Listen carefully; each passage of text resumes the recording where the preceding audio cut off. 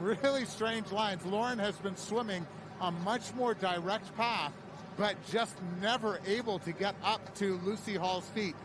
And I'm also struggling a little bit. Lucy's working so hard on this swim. Seems to me that might be pushing just a touch harder than she actually needed to. Having Lauren around to help her would have been fantastic, but she is looking strong as she comes out. Here comes Lauren Brandon now, and she looks fantastic. Looks very under control. This is what we're used to seeing as she comes out of full distance swims regularly in the top. And now we have a group of 4, it looks like a group of 7 or 8 about to come on out. And this transition is to jog until they get to their bikes. They'll put the helmets on. They won't put the shoes on until they actually push their bikes out of this transition area. That's correct. All of the bike shoes are clipped into the pedals on the bike. They are not allowed to mount their bikes till they get to the official mount line. So they'll wetsuits off. That, as you can see, that is a short course transition done to perfection. No mucking around there. Straight out to that mount line where Lucy will jump on, do a few pedal strokes to get some speed up on the bike, and then those shoes will be on her feet within seconds. Alicia. Here we are in T1. I'm sorry I'm out of breath. I just ran here. We have Lauren Brandon in second place, just probably 15 seconds down from Lucy Hall. You'll notice she's clipping her helmet, getting her bike off of the rack, and heading down to that mountain line. I mean, this is just such exciting racing to see this. We have Holly Lawrence coming in, Jeannie Seymour over there, Paula Finley, as well as some long course stand-ups. Pamela Oliveira from Brazil is right in the mix, as well as Lisa Norden. So this is just unbelievable. Kevin. So guys, Paula Finley, Lisa Norden, oh my goodness. They just look fantastic. They were right at the back of the first chase group, looking very, very much under control. And they are amazing cyclists and runners. So that'll be very interesting. Annie Haug now coming on out. And so she's going to be, it looks like, about 2 minutes down. So that first loop of the swim looks fantastic for Annie Haug. She lost a little bit after that. Alicia, you are still over in T1. I am, and I'm watching these women run with their bikes, and it's just amazing to see how fast they're moving. They're going to cut round at the end of transition area and mount their bikes. But you see these IT women, and this is where we're starting to see that difference between short course and long course athletes. The short course athletes are just sprinting with their bikes, whereas the long course athletes are kind of doing more of almost looks like a jog. And we have Annie Haug heading out here with both short course and long course experience. These girls are flying. This is so exciting to see, just putting on a showcase of what the best women in our sport are doing. This has to play into Annie Haug's favor because she came out of the water about a minute faster than what everyone predicted. She was within 2 minutes of Lucy Hall. A lot of people thought it would be about a 3-minute gap, and Annie Haug, again, very strong on the bike as well as a phenomenal runner. What's really exciting for me to see is just how big that main group is. I mean, I thought we'd have a chase group of about 4 or 5, but it looks like it's 8 deep.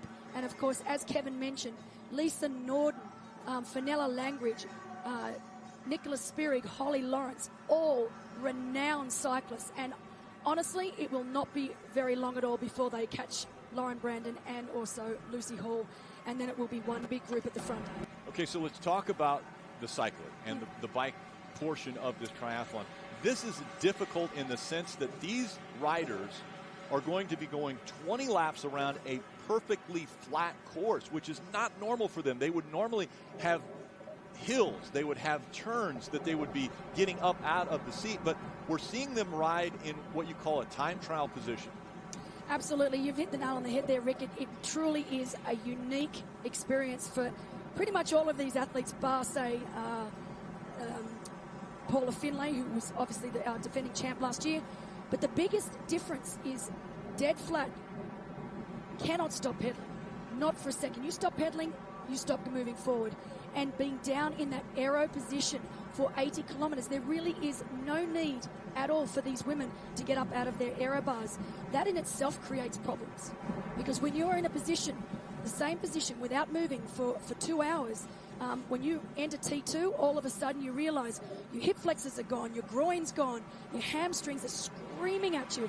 And it's going to be very interesting to see today what women have been able to cope with that situation and what women are really going to be in a little bit of strife when it comes to the run. And I think it's going to be hard initially anyway because so many of these athletes have... Very, very close to Lawrence. So you've got Lawrence, Brandon, Langridge, Haug, and Philippe riding very, very close. And once again, coming out here onto the banking at Daytona International Speedway, we see Lisa Norden going back in front of Paula Findlay. Now they're getting ready. You see here, she actually came out of her shoe there as they're getting ready for T2, the second transition. They're going to undo the shoes and get ready to make the transition. And you can see second shoe now off as we have first two women, Lisa Norden and Paula Findlay, coming in off the 80K bike ride. You think that was a little early to do that? No, it's better being prepared than underprepared. Right. I've seen a lot of athletes leave it too late and it doesn't end well. Right. So now they'll run their bikes into transition. Let me tell you, these first few steps, even if you've taken care of yourself during the bike ride, feel like death. Shaky. Doesn't matter how good you are, it is not a nice feeling, and it can often take, you know, that first kilometre of the run before you actually start to get into a rhythm and you start to feel your stride and feel like you're actually running to the potential. Boy, that is absolutely amazing. They've done the swim and the bike, and it's 2 hours and 18 minutes, and they are flying. 2 hours, 18 minutes of pushing their bodies to the limit. And Paula Findlay first to put the shoes on and start the run portion of the triathlon here. That was executed to perfection by Paula. And as you can see, she's not doing anything silly. She knows she's got a gap.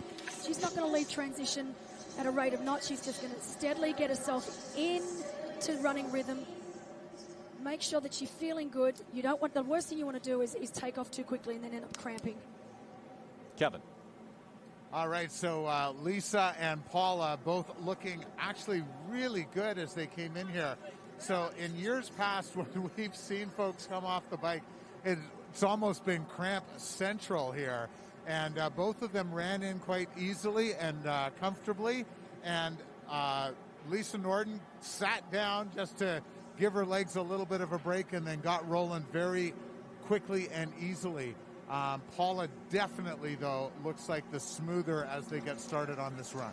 Now, Kevin, we have just been informed that Annie Haug will need to serve a 2-minute penalty. Her number is up on the whiteboard, so that changes everything. That certainly does, Belinda. That changes the dynamics of this race completely, and it makes it even more interesting that Laura Philipp was able to stay as close to Annie as she did all the way through there. So now Laura Philipp will have a little bit of a cushion as she gets started on that run. But more importantly, Paula Findlay has a huge one. Alicia, you're right here, and we can see Kimberly Morrison on her way in. Yeah, Kimberly's coming in, definitely running a little gingerly here. I know how it feels to come off this bike course. There is no reprieve, and we definitely saw Kimberly sitting up a little bit to give her, body a break from how arduous the time trial position. It is just so painful. We're definitely expecting to see some cramping as these girls take their first few steps onto this run course, but she has biked brilliantly.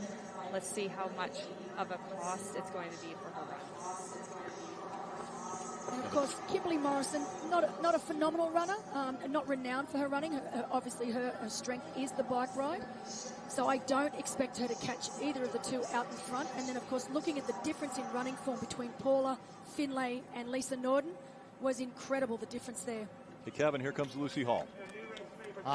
Yes, Lucy Hall, and of the 4 athletes we've seen come in so far, the springiest step by far. So your leader out of the water, and now a fantastic bike for Lucy Hall. And Alicia, I don't know about you, but that didn't look like anyone was tight or cramping at all.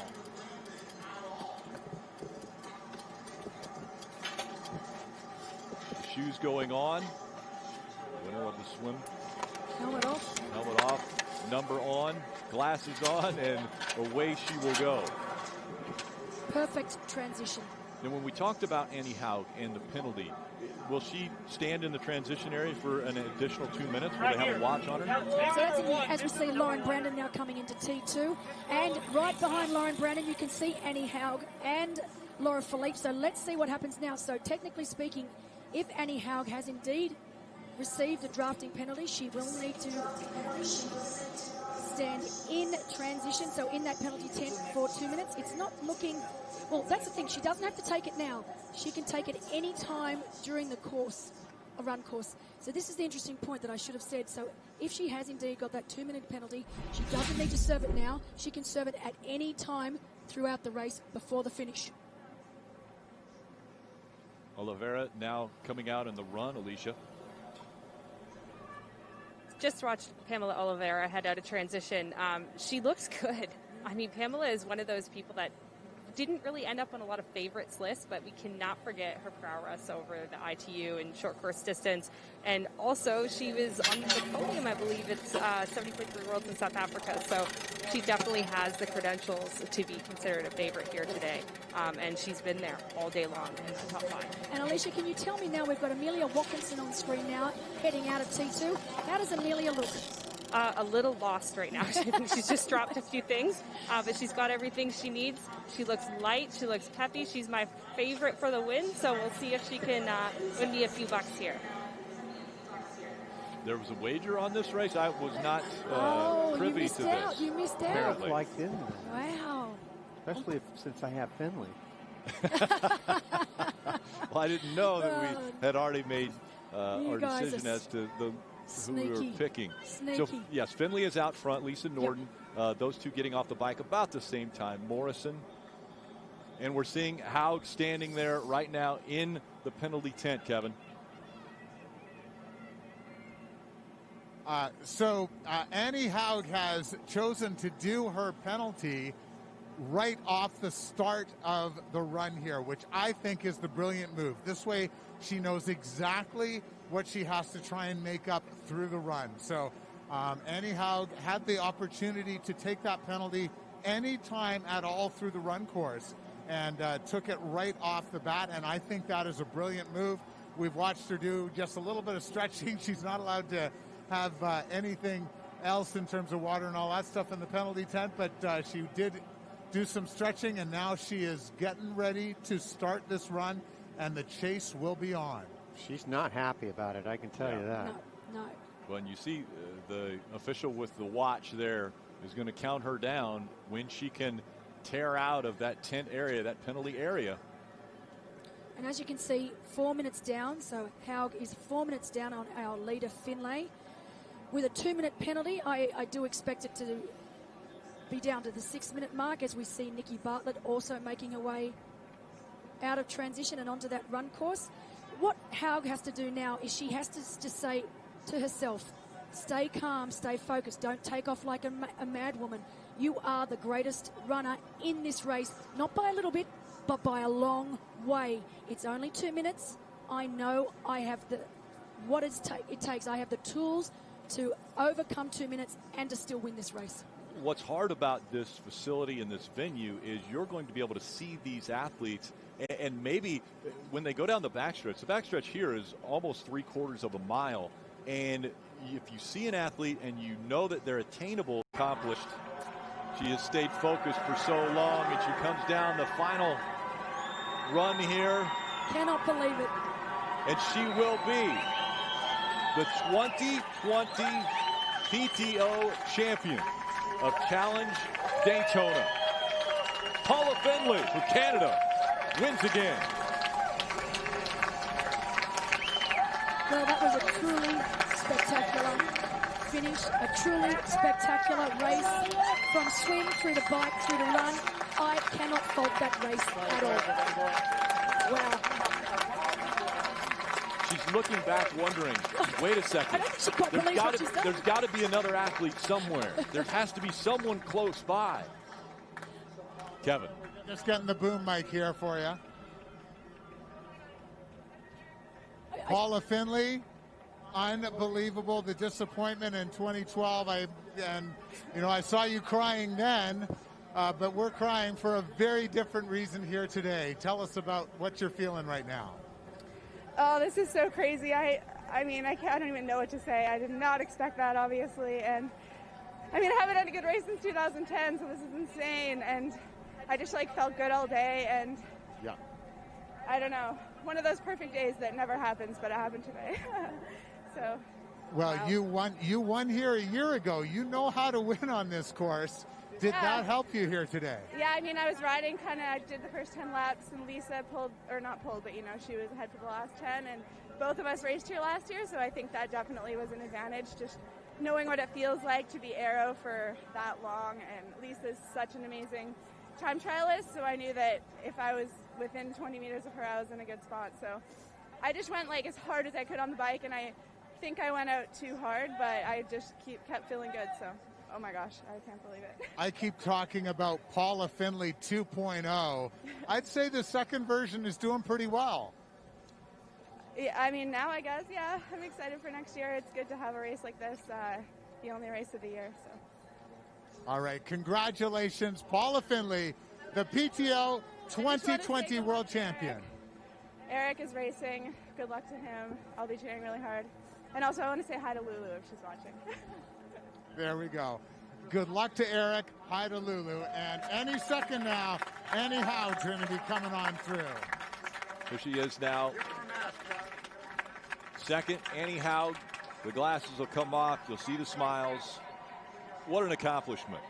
Even with the penalty, Annie Howard finished second in this just star-studded field of athletes. This just shows the caliber athlete of Annie Howard, such a true professional. Brushed the penalty aside, second place, she's over the moon with that second place. That was an incredible race for the man. Two of the world's best. I was thinking the same thing. Just a complete professional. A lesser athlete would have just totally panicked with that 2-minute penalty, and she did not at all and went out and just had a spectacular run. And here is talking about the communication back and forth between 1 and 2 here. All right, I'm here with Annie Howard's second here today. Annie, can you tell us about the race, and do you know what happened out on the bike? No, not really, because I really tried to be fair, and I had a whole bunch of people to overtake, and I thought I was the 3 meter ahead, and it was the outer corner, and I was pushing and pushing and pushing, and suddenly I got a penalty. So I don't know, because after lap 5 I was continuously pretty much the whole race on my own, and yeah, but it happens, and I made the best out of it, and Paula was just better today, so I have to accept it and make the best out of it. So I'm very proud of myself that I still keep on pushing, and yeah, it was a great race. True champion right there, such class. You did not give up, though. She might have been out there, but you were running really hard, and you didn't give up, I don't think. No, I never give up, because the race is over after the finish line, and until then anything can happen. I mean, I was always in the position to chase people, and if I would have given up after the swim all the time, I would have never achieved what I already have achieved. So for me, a race is never over, and I would never ever drop out just because of a penalty or something. By the way, it was my first penalty ever, I think. Well, a very, very tough break, but a truly classy performance. Congratulations, Ironman World Champion, and second here today at the PTO 2020 Championship. Well done, Annie Howard. Thank you very much. To still have a smile on her face. You heard her, you never give up. Fellow countryman coming in here. Laura Philippe. Coming up to the finish line. Fans cheering her on. And third for Laura Philippe. Laura will be very, very happy with that result. Am I third? She doesn't realize she's third. Oh, that's awesome. But, to finish on the podium that we've got.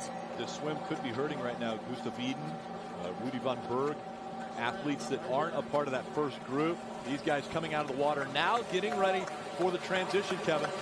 Henry Skillman out first, and then we've got Salvesberg.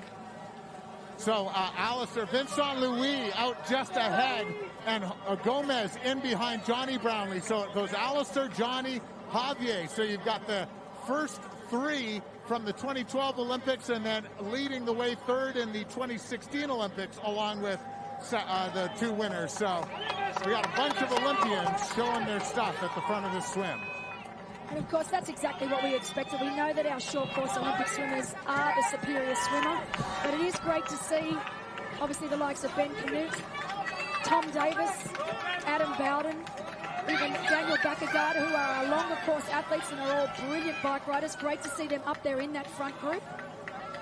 They're not able to get on the bikes and start riding until they get out of this transition period. There's actually a line that allows them to get on the bikes. You see the shoes are already clipped on to the bikes. They'll run barefoot right now until they get ready to jump on the bike. So the fact that Henry Schoeman put all that work in, and all of these cyclists are going to be coming out right behind him, he's got to feel a little bit disappointed that he wasn't able to put a little more distance between himself and his competitors. This is an enormous group, but probably the biggest thing that we can take, and it wasn't up on our screen then, Sebastian Kinley, who arguably is the fastest bike rider on the course today, along with the likes of Lionel Sanders, is only 1 minute down. Now, I did not predict that happening. I thought he would be at least 2 to 3 minutes down on this pack. So very, very impressive. He's not up on our leaderboard, but we have been told he is only 1 minute down on this lead group of men. So that is a sensational swim. And I need you to remind all of the fans at home and the folks listening about the draft rule here. Now that they're on the bike, now that they're on the cycles, we know that it's an issue. You cannot be within 20 meters of another athlete unless you're trying to overtake them. Yeah, and you know, it's going to be particularly difficult for these men now with such a large group. We've got so many athletes that are going to be jostling for position before they get on to the track. Once they get onto the track, that 20-meter rule will apply, and they will be firm on it. So these men are going to have to pull back, and they're going to have to hold 20 meters. So you can imagine with a group this big, that is going to be one long train. Alicia, that transition area, was it as chaotic as we saw earlier? So exciting. I mean, I don't think the ITU guys got the lead that they needed on the bike, to be honest. I mean, they weren't even exited out of T1 before you had T.O. and Eric Lagerstrom and just that next group, Sam Appleton as well. And now I'm staring at Andy Dreitz and so many of the powerhouses on the bike that we're going to expect to really make some moves. The one shocker for me was Rudy Von Berg. Did not have the swim we were expecting to have out of him. So I'm looking at Sebastian Kinley. Gustav Eden is long gone. So expect him to make a move early on this bike. But yeah, this transition is just stuffed with very, very, very fast cyclists excited to be getting on their bike and taking off their wetsuit. It's such a difficult situation. And when I say that word, people are going to go, well, wait a second, it's a flat course. How can it be difficult? But the reason that it's so difficult is because you get into one position, and for really the next hour and 45 minutes, you don't ever get out of that position, right, Belinda? But first, let's go to Kevin. All right, so Lionel Sanders just out of the water, and this does not bode well. Earlier, Belinda was talking about how great a swim Sebastian Kienle had. He came out of the water ahead of Ben Hoffman, who we're used to seeing in the lead pack in Kona. So what an amazing swim for Sebastian Kienle. At a press conference this week, he was ready to hand this race over to Alistair Brownlee. I think maybe he's not quite ready to do that yet. It was interesting to see Lionel Sanders, but also Sam Long on picture now. So Sam Long getting out of the water with Lionel Sanders, which is exactly what we expected. Of course, we know both Sam Long and Lionel Sanders, absolute powerhouses on the bike. They will not have a problem at all staying down in the aero position for 80 kilometres. As we go back to our lead male, Alistair Brownlee, with Vincent Louis close behind. And then, of course, we've got Javier Gomez and Henry Schoeman, with Johnny Brownlee rounding out our top five. So you can see, if you look pan further back, you can see that the men are still trying to work themselves out, drop themselves back to that 20-metre draft rule. You can see Vincent Louis is holding that 20 metres. We have the cones spread out along the track, the entire track. So for just on 4 kilometres, there are cones spread at 20 metres, so the athletes know at all times where they need to be. brothers working together as far as Alistair. And you know what? It looks to me, and while we're staying on the shot, what's happening with the string that's going from his foot across onto the bike there? Good, nice pickup. Thank you. So obviously the men and the women start with their bike shoes clipped into their pedals to hold them in position, because often when you clip your pedals in, your bike shoes into your pedals, your shoes will drop, making it very difficult once you do your jump onto the bike to get your feet in. So they use elastic bands. They attach them to the back of their shoe. Normally, when you jump on, the elastic bands break. But Alistair's, he's got one that actually hasn't broken yet. Staying on. It's staying on. Does that affect him mentally at all? Does he realize that? He wouldn't even realize. No, he wouldn't even realize. Well, I'm glad I brought it up because he's listening. It's going through the public address system out there on the racetrack, and so now he is aware of it. But he's looking back a couple times. The 20-meter draft rule is such that anytime an athlete gets inside that window, they've got 45 seconds in which to make the pass or get outside of that 20-meter draft rule. It was actually called earlier. Annie Haug, one of the women competitors, was called for being in that 20-meter window for longer than the 45 seconds, and so she had a 2-minute penalty that she had to endure while she stood and watched all of the other athletes run away from her. But she did end up in the second position in the women's competition. But that's something that these guys definitely don't want to have to overcome today. And Annie even mentioned on the interview with Kevin, I believe, that she had never been penalized. So that was the first time. And luckily it didn't cost her, but in the fact that she was over 2 minutes, I think it was like 2 minutes and 37 seconds behind Finley. But boy, I tell you don't want to get into that penalty phase, especially if you're up here in the leader pack. It'll cost you not only places, a lot of money. In this race, it will definitely cost you a lot of places, because we've got more men racing today than the women, just because of the way it worked out in the end with athletes actually making it to Daytona. But we've also got so many men that are at the same level, so you can already see it's virtually impossible for this group to split themselves up. That's the first of 20 laps that have been completed here at Daytona. Alistair Brownlee out in front. Johnny, his brother, Alistair has said this will be the greatest non-drafting triathlon event he's ever been a part of. And you think about that, as established and has awarded as Alistair Brownlee is as a triathlete, he has said this is going to be the greatest non-drafting event that he has been a part of. Wouldn't you say, Belinda, that Louis has got to be close in motion to go by him? Because yes, indeed, and he is. I mean, as I said, you've actually got 45 seconds to make that pass. So boy, it just seems like he's been in that spot there for more than 45 seconds. Vincent Louis needs to make his mind up whether he's going right to go at ahead. 20 meters. He is. Yeah. He is right on. Like if you look at the cones when they go past, yeah. So at the moment he's still legal, but if he pushes ahead and drops that gap, then he's going to be in dangerous territory. And that's something that I think these men are going to have to really concentrate on. It's all right now; they're fresh, they know what they're doing, they're alert. But as you said before, when the race goes on and they start to lose concentration, that's when silly mistakes get made. So Vincent Louis, this is the first time at this distance. Yes, it is. For Vincent. And so maybe trying to get out of his comfort zone a little bit. It wasn't that long ago that he actually out-sprint Alistair. It was a couple weeks ago. They were in a short race, and the two battling and out-sprint Alistair, as we see third and fourth here.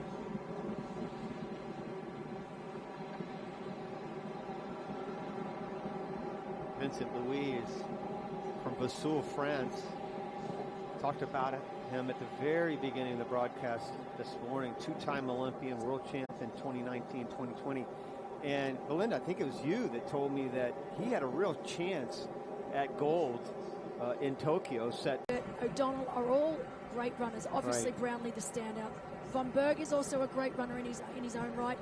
But if we can keep it at that 110 to 115 mark off the bike with some of the really good runners behind, we're going to have a great race on our hand, because it's going to come down to the line. They're getting ready to start pulling the feet out of the shoes as they're making their way. This is turns 3 and 4 of Daytona International Speedway. When they come off of turn 4, they'll be turning back in. They'll be going to the transition 2 area where they'll drop their bikes, take the helmets off, put on the bib, put on the race shoes, and be heading out onto the track once again. Rudy Von Berg up front right now. Appleton, Ditliff, Brownlee, Enger, O'Donnell, Davis, all right there in striking distance. 11 seconds separating this group. Looking at the distance ahead, again, I hate to look ahead and put you on the spot, Melinda, but okay, so we've got, it's an 11-mile run, or 18K, right? Yes. So you've got the middle distance at a 21K, the Olympic distance at 10K, obviously the full distance a little bit crazier at 42, but yeah, just a bit crazy. Of these top 7 anyway, does anybody fit that 11-mile just perfectly? Definitely Ali Brownlee. He's incredible. He's an incredible runner, and by far the best runner in this field. Kevin, what do you think? What are you showing us down in T2? All right, they are just coming into T2 right now, and we're going to see, I believe, Rudy Von Berg leading the way, the young man who came 3rd last year at the 70.3 Worlds, half-distance World Championships. It looks like Sam Appleton coming in right behind him. Ditliff, and Alicia's got Sam Appleton. Yeah, absolutely. Sam looks fantastic and was so aggressive on the bike, responded to every single move, made moves. So I'm just thrilled to see how he heads out on the run here. He's putting socks on very quickly. He's wearing shoes with elastics to help those go on quickly. It's always difficult to get those heels on. And then he's going to grab his number belt and any nutrition that he wants to have on the run. And back over to you, Kevin. Alistair Brownlee sort of a little shaky as he was pulling those shoes on. So this bike ride seems to have taken a little more out of them than we thought, but he has quickly righted himself and got things back rolling. Tim O'Donnell looks fantastic as well. So very exciting for Tim O'Donnell. And now we've got the second group coming on through. So the action continues. What are you seeing up there, Alicia? Yeah, I'm seeing Sam Long, Andy Dreitz. We got Lionel Sanders, Vincent Louis. I mean, we have Henry Skuman, I believe, as well. Nope, that's not Skuman. So we have a mixture of some short course athletes and some long course Uber bikers. This is where it's going to get absolutely insane. This is going to be a very, very fast 18K run. I cannot wait to see what Vincent Louis does over this 18K and how quickly he closes that gap. And we have Eden as well coming off, as well as Skuman. So really exciting group of men here. And Lionel Sanders looks fantastic as he gets started here. So the defending Challenge Daytona champion came in and they made up some time in that last loop.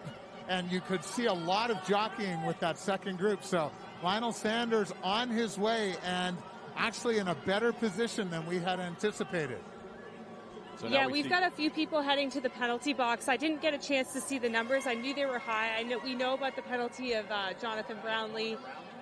It's also Vincent Louis in there right now. Vincent Louis and Jonathan Brownlee are now spending the next 2 minutes of their lives and thinking about their decisions on the bike course. So they are parking it. They are currently in that penalty tent. Yeah, Louis in there now. We haven't seen Johnny Brownlee get into the tent. There we see Gustav Eden heading out, along with Boris Stein heading out from another great German heading out onto the run. I know this is petty, but and I don't know what I'm talking about, obviously, but wouldn't it have made sense just to grab his shoes and then put shoes on in the tent? Can you do that? No, you cannot. You can't drink and you can't eat in the penalty tent. Okay.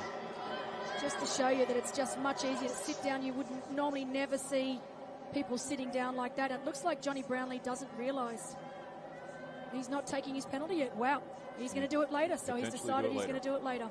Okay, well, he's got that right. So he can do it on any one of the laps now before he gets to the finish line. Kevin. So I don't know if you remember, Belinda, but Johnny Brownlee had a penalty in 2012 at the Olympics. Yep. He took it at the finishing chute. That's so he waited until too. the very end of the race to take that penalty. So he might be looking at doing that again. That doesn't make a whole lot of sense to me. I would want to do that early so I knew exactly what I was trying to catch up through the race. No, I agree. unless he doesn't want to get too far away from his brother. Now we've got Maddie Hansen, also a phenomenal runner, heading out onto the run. Boy, it must seem like a There you go, yeah. Vincent Luis taking off after serving the 2-minute penalty. Of course, Vincent Luis has that very unique running style. His knees are out. It's not the traditional looking running style, but I can tell you right now, guys, he can run. Incredible runner. Rudy Vonberg was the first out of T2. Sam Appleton was right there as well. Alicia. Javier Gomez just running by me. He doesn't quite look himself. You know, he looks tired and just not his usual world champion self. And maybe his legs will start to feel a little bit better. He looks like he's wondering if he has a penalty. Nope, he just ran right through the penalty tent, so he's good to go. But yeah, just definitely looks like a tired Javier. So it should be an interesting 18K for sure. And Alicia, I think all of us can attest to those kinds of feelings, of those kinds of days where you just have a little bit of confusion. You just are not yourself mentally. Maybe it's physically or a combination of the two, but one way or the other, it's a tough feeling to have, especially when you go into the third leg. Gustav Iden has done it. He's won Challenge Daytona.